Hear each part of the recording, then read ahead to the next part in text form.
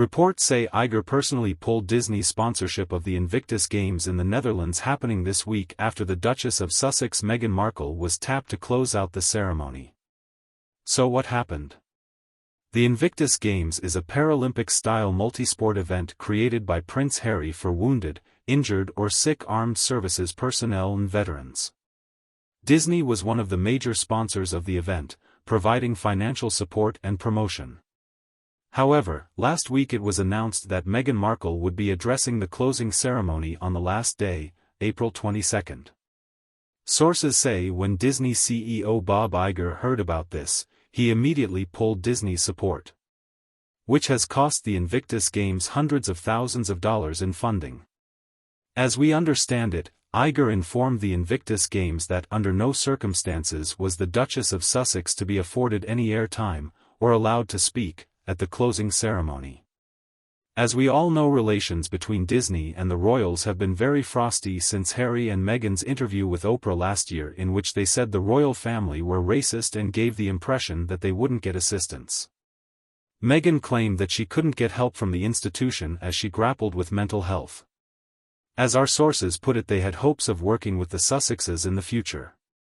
So it seems that Iger saw being given a platform at the Invictus Games as a bridge too far.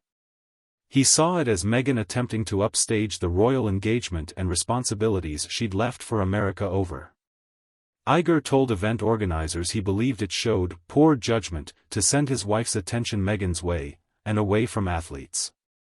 Some reports claim Iger has been seething at the couple over their accusations at the royal family following their explosive Oprah interview. It was a big blow to the Invictus Games, which is one of Prince Harry's celebrated passion projects.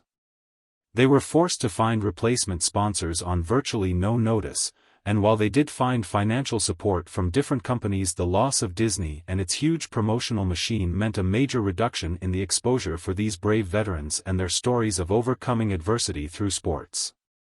The narrative was that Harry and Meghan were pissed off when they learned what Iger had done, and particularly how late in the game he had put the kibosh on Markle speaking. Harry was said to feel a particularly deep sense of betrayal because he had worked so closely with Disney over the years, creating a documentary series about the Invictus Games from which, you'll notice, barely a frame graced today's broadcast. But really, this is just the latest in the rolling chip slide of Harry and Meghan's explosive breakaway from the royals and their now year-long war over it. Disney wanted very much to remain Anomaly, one of the world's largest media companies with a British base in Norwich and other studios just out of London, as well as an enormous theme park, several, really, in the UK, that doesn't get entangled with the royals' royal factory-flavored content spectacle. It had little choice. When Harry and Meghan sat before Oprah, they effectively burned through their remaining tethers, so now, increasingly, the great corporations operating in the UK are left to pick a side, and Disney has made its "not Harry and Meghan" choice painfully clear. Now it seems under Iger, Disney has firmly planted its flag in support of the palace over the Sussexes. Pulling sponsorship over not wanting to give Meghan a platform speak volumes. What do you guys think? Is Bob Iger in the right here to pool Disney's support over not allowing Meghan to speak? Or is this an overreaction that hurt the Invictus Games athletes? Let me know your thoughts in the comments below. This is just the latest example of how much damage was done by that Oprah interview and the very public break between the Sussexes and the firm.